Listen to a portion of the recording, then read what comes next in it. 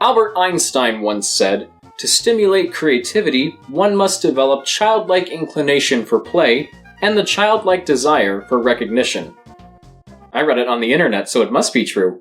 And in the world of gaming, no one's better at inducing a childlike inclination for play than this guy. We've come to expect some pretty great stuff from the people over at Nintendo, even some of their licensing partners. Wait, how much does that LEGO NES cost? But where does the childlike desire for recognition come in? Well, you could either harass people on social media platforms, definitely not recommended, or you could get into making fan games and ROM hacks. Since the days of Lunar Magic, the idea of someone taking games I grew up playing and turning them into something completely different was always really fascinating to me. And with everything that's come out over the years, I gotta say, y'all some truly creative folks. So today, as part of Summer of Mario, we're gonna pay tribute to some of the best and weirdest Mario fan creations on the internet, starting with the hacking scene. Yeah, that's right, Ant Dude. I can look at Mario hacks too. Does that mean we can be friends now? You're my hero. Well, if we're gonna start things off by talking about ROM hacks, we might as well get this one out of the way first. What we have here is a hack of New Super Mario Bros. Wii titled Newer Super Mario Bros. Wii. I've had lots of people requesting me to look at this for as long as I can remember. I think even as far back as 2015 when I started doing these reviews in the first place. I'd never heard of it, but clearly it must have been a pretty popular hack. And I can see why. This is very impressive. I mean, it already won me over with the opening cutscene referencing Super Mario World, but there are some really neat ideas presented here. Toad houses have been converted into shops where you can use star coins to purchase items alone or in bulks, and the level design incorporates elements of other Mario games in some pretty interesting ways. Too bad the boss fights still put up as much of a challenge as that sword-swinging guy from Raiders of the Lost Ark. I wasn't able to get through the whole thing for this video, but I'd definitely like to revisit this hack sometime in the future. And to everyone that wanted me to look at newer Super Mario Bros. Wii in the first place, thanks. I'm liking what I see so far, and the trouble I went through to get it working on my Dolphin emulator was certainly worth it. I know I could have made things easier for myself by just playing on a console with an SD card, but I'm lazy, don't judge me, let's move on. Okay, we've got some other ROM hacks to cover, and just so you know, for the rest of this section, I'm only going to be looking at Mario World hacks, since those were the easiest for me to get working. I did have some Mario 64 hacks lined up for this video, but for whatever reason, I couldn't get them to work. So for now, that means we're stuck with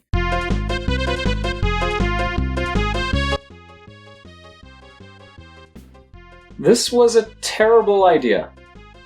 So, this is Diagonal Mario 7 minus 8 plus 3, and oh boy, never have I had so many things to say about a game in just the first 5 minutes. Where do I even begin? Well, we've got We Are Number 1 from Lazy Town playing on the title screen. Mario is clearly very excited to be here. He's moonwalking on the world map, he can extend his neck like E.T. This Yoshi egg is telling me to buy Skyrim. The game crashes when bombs explode. I ran up the side of this pipe for almost 2 minutes just to be greeted by a middle finger. Very nice. I got stuck on an island and died apparently. I had to take a blue Ugandan Knuckles to the center of the universe because he didn't know the way. And why? Just why? Everything about this hack is completely messed up. It's like the ultimate troll game, from the random glitches right down to the music. We got the Chocobo theme playing on the first world, the frickin' Nut Shack theme is used for the underground levels, a butchered version of Woodman's stage music from Mega Man 2 is heard in the castle levels, the second world uses music from Hong Kong 97. Honestly, I would be here all day if I went any deeper into this hack, so for now, I'm just gonna tell you to experience it for yourself. As long as you really don't care about maintaining your sanity. Now, I've played the original Super Mario World more times than most other people probably will in their lives. In fact, I've played it so much that when Diagonal Mario had all these doors plastered all around the Donut Ghost House, I could reach the normal exit doors with little to no effort. I know this game like the gunk growing in the back of my ears. I should probably get that looked at one of these days. My point is, I've seen just about everything this game has to offer by now, and that's where the hackers come in to completely flip it on its head, as we saw before. Some hacks are no more than simple graphical change-ups like Mario and Luigi Cola Kingdom Quest, though the updated visuals are absolutely breathtaking here. Others transform the game into a totally different Mr. Beast altogether, like this one called 100 Rooms of Enemies. This is the result of some clever bastard taking the Pit of 100 Trials from Paper Mario The Thousand Year Door and putting it into Super Mario World. It's not only mind-blowing that something like this could even be done with a game like Mario World, but it's also more addicting than a box of Little Debbie snack cakes. I had such a great time with this one, but unfortunately I didn't have the time to finish it. So I decided to move on to something more traditional, Super Luigi Land. These are the kind of hacks that play more like the base game, but go beyond just changing the graphics by adding some tweaks to the gameplay and telling their own unique stories. This hack is set during the events of Super Mario Land on the Game Boy. While Mario is off to rescue Princess Daisy from Tatanga in Sarasa Land, Luigi is left alone to stop Bowser from taking over the Mushroom Kingdom. I'm always down to play something focused on Luigi, but this hack has a lot more going for it than I thought. I especially like how the Ace Coins are implemented. The Dragon Coins in the original game are replaced with Ace Coins from Super Mario Advance, and some levels have secret exits that can only be unlocked by collecting all the Ace Coins within a specific level. I'm surprised more official Mario games don't do something like this. And I like it. Because it gives the coins more of a purpose. There is one minor nitpick I have to point out, however. When you have a Fire Flower, you don't shoot fireballs at an angle anymore. You shoot them straight ahead, and this kind of threw me off a bit because there were a number of times when firing at an angle would have been nice. Nonetheless, Super Luigi Land is really solid, and I recommend you try it out. Alright, what do we have next? Super Mario Outbreak? Wonder what this will be like. A mysterious virus has spread across the world, with Bowser's minions enforcing stay-at-home orders. Oh! Well, I guess I can't play without wearing one of these. Anyway, apart from the obvious social commentary, one thing you'll notice about this hack is how the graphical style more closely resembles that of the All-Stars version of Mario 3. It's a bit weird playing a game that looks like this with Mario World's physics, but I was able to get used to it pretty quickly. I should also mention, what I'm playing right now is only a demo, but shoot, even as a demo, this hack is really good. Most of the hacks I'm showing off here just so happen to be made by the same team, and one thing I've noticed is that they like to streamline and flesh out certain aspects of the original game. With Outbreak, they streamlined how the inventory box works so that instead of letting the items slowly fall from the top of the screen, now you just get the power-up immediately. They also made the Switch Palaces more like normal platforming levels, as opposed to just big rooms with a bunch of coins and the occasional Super Duper Poopa Scoopa Oompa Loopa Koopa Troopas. I like this a lot. They're just a bit harder than the main levels, so now the process of just getting to the Switch has its own degree of challenge to keep you on your toes. But before we get to our last ROM hack, let me ask you something. Are you familiar with Kart? He was supposedly going to get his own game for the Sega Genesis in 1993, but judging from the quality of this box art, I'm pretty sure it's fake.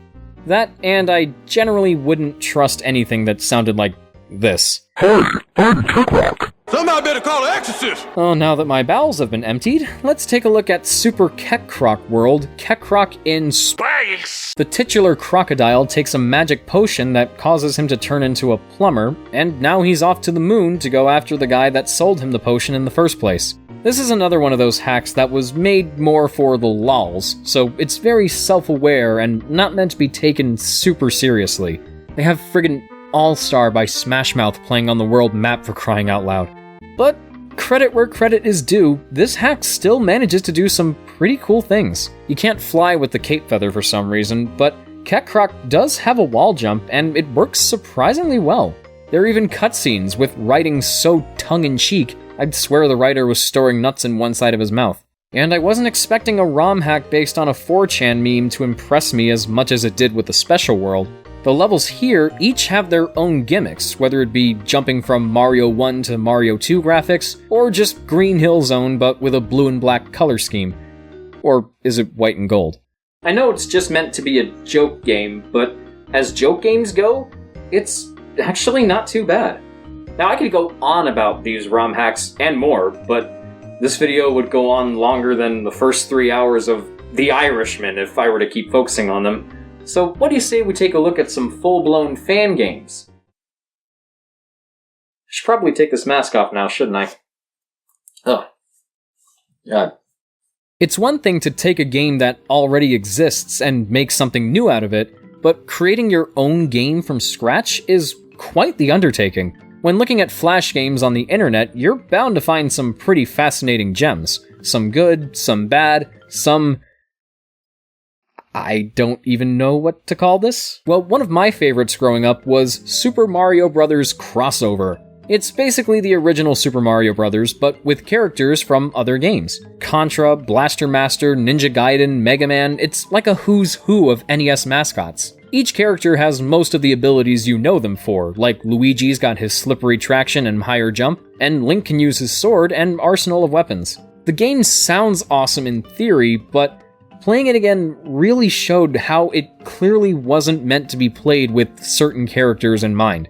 World 1-3 as Simon Belmont was a mistake. It also chugs quite a lot, even when playing on a high-end PC. What exactly is going on? I know that Flash is on the brink of death, but I'm not exactly running Saints Row here. Now that would be quite the spectacle. Sticking with crossovers, here's another game I used to play a bit of in high school, Mari Zero.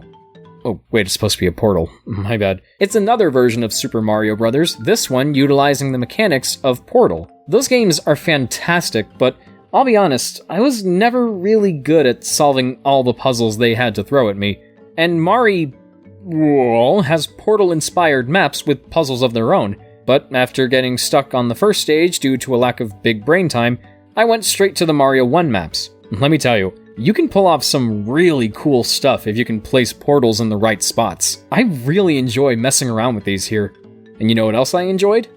Streaming Hamilton on Disney+. Lin-Manuel, I love you. But also playing Super Mario Dimensions. This is a wholly original game that plays similarly to other Mario platformers, but the main gimmick revolves around flipping between dimensions. With the press of a button, Mario can travel from one dimension to another. Less Super Paper Mario and more Guacamelee, I guess. Actually, I might be right there, because aspects of the level design differ depending on which dimension you're in. So if there's a row of blocks disrupting your progress in one dimension, it might not be there in the other. The game makes some truly clever and inventive uses of this mechanic, so much so that I can't even wrap my head around this being a fan game. It genuinely feels like something Nintendo themselves could have come up with. I've only ever had a few hiccups here and there. There's a weird audio glitch where if you pause while skidding across a platform, the skidding sound keeps going. There were times where the jump button wouldn't work all that well, and I have absolutely no idea how I just died there. But I love the concept, the level design, the power-ups like the elusive Super Bomb, and just about everything else, so definitely play this if you haven't. Well, I think we've waited long enough. Let's talk about Super Mario Flashback. This might just be one of the most well-known Mario fan games out there, if not the most well-known, and it's still just a demo. But all the attention it gets is rightfully deserved. I love this game. It's a side-scroller that combines elements of 2D and 3D Mario games alike. You have Super Mario Odyssey's health meter, and you refill it using super mushrooms. You collect green stars like in Super Mario 3D World, and you end every stage by grabbing a power star like Mario 64 and the Galaxy games. You can wall jump, ground pound, use the fire flower to cook up some nice roasted Goombas for dinner, and on top of that, it looks beautiful, sounds beautifully, Mario controls beautifully. How much longer do I have to wait for the full release? This game is so freaking good! But apparently, this is the inferior version. I prefer the real Super Mario Flashback. I said the real Super Mario Flashback. Perfection.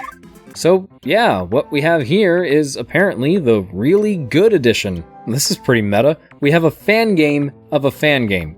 And just look at it. It's obviously meant to be a joke. This is to the original Mario Flashback what Super Kekrok is to Mario World. Everything's drawn in MS Paint, Mario's character sprite is based on Terminal Montage's version, and there are even cameos from the Lonely Goomba and that dancing banana from the early days of YouTube. This game actually does have something over the original though, and oddly enough, it's with how the wall jump handles. I legitimately found it more reliable here, since it's a bit easier to control, and you can jump off of one wall continuously, kinda like SteamWorld Dig. And for the record, I only chose that game as an example, just so I can play more SteamWorld Dig. But now there's only one more game left to look at, and I feel like I've already gone over some of the big ones, so if you don't mind, I'd like to end things on something simpler, something more straightforward. Our last Mario fan game for today is called Mario Drinks a Glass of Milk. Yeah. Seriously. Also, I apologize in advance if the footage looks a bit blurry at all. I had to zoom in by a huge percentage because the actual window size was about this small. And no, I couldn't change it. So, sucks to suck. Mario Drinks a Glass of Milk is only partly true to the game's title. You definitely drink milk, but it's not just one glass, it's 5. And they're not even glasses, they're bottles. But yeah, all you do is just go from stage to stage, grabbing milk bottles out of a fridge, and then drinking them. In order to do so, you have to mash the control key to line up this little red box with this little cow icon until the meter on the left fills up. The sensitivity flops around like a fish on your grandma's carpet after you smashed her fish tank with a baseball bat, so the box could bounce around so much that it might be easier to drink a whole gallon of milk than getting Mario to guzzle down just a bottle of it. Not for me, though. I don't drink milk. It's good with cereal and Oreo cookies, but disgusting on its own. What I'm saying is, keeping it still is not impossible, but don't be surprised. But you're very likely to fail at least once or twice. Failing will cause Mario to die somehow, and force you to start the level over. Oh, and thanks, game, for warning me to watch out for ghosts after they already started coming for me. But once you clear every stage, a final level opens with Mario seemingly being poisoned by Milkman. Okay, so it turns out all those bottles of milk we've been drinking were actually his, so now he's gonna punish us for it. I'm going to milk you dry. On this day, milk shall be spilled. Is he coming on to me? I swear that was not intentional. Well, with the real superpower of lactose, Mario turns into a skeleton and faces Milkman head-on in an epic showdown. You merely adopted the milk. I was born in it, molded by it. Okay, how much more ridiculous can this game get?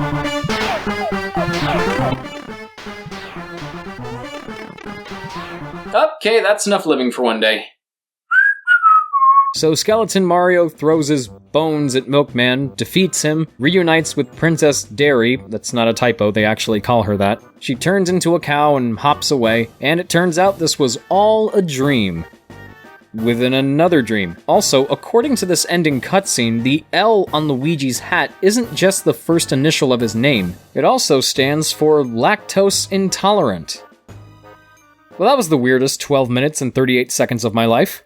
That, my friends, was just a sample of what hackers and programmers within the Mario fandom are capable of producing. Websites like SMW Central and Mario Fangame Galaxy are chock full of this kind of stuff, and no matter if it turns out weird, great, or somewhere in between, either way, I'm happy to indulge in it anytime. Doing so has already helped me find some hidden gems like Super Mario Dimensions, 100 Rooms of Enemies, Super Luigi Land, and even Kart managed to surprise me. So I'm sure there's plenty more hidden gems out there waiting to be discovered, and I look forward to finding them. I doubt this will be the last time I ever look at Mario fan games and ROM hacks for a video, so if there's any you'd like to see me cover in the future, put your suggestions in that comment section down there.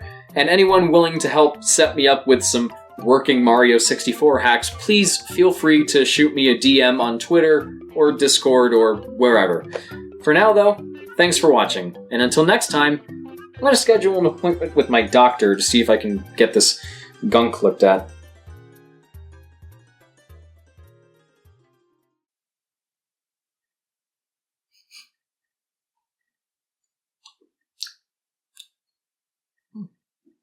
It's pretty good.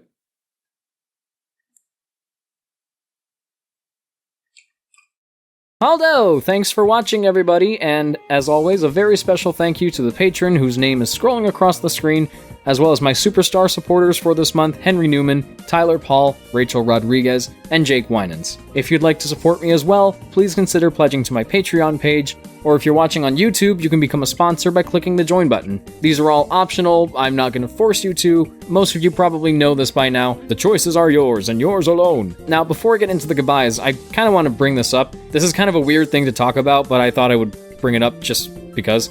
Now, in my last video, I didn't wear my normal review jacket for that, mostly because I wanted to make it more obvious I was wearing a Mario shirt, because sometimes in other videos you wouldn't be able to see Mario or Yoshi, you just saw Yoshi's tongue. I didn't explain it in the last video, and I didn't see anybody in the comments bring it up.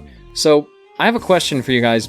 Would you mind if I stopped wearing the jacket for my videos, or at least the Summer of Mario videos? I'm most likely going to keep wearing the jacket with, like, the normal orange shirt for my normal videos, but now for Summer of Mario, I'm kind of thinking of not wearing it anymore. So, I know this probably isn't very important, but I just want your feedback. I just want to hear what you guys have to say. So, for future Summer of Mario videos, do you want me to keep wearing the jacket, or would you be okay with me not wearing it? Let me know in those comments. I gotta know, man, I gotta know.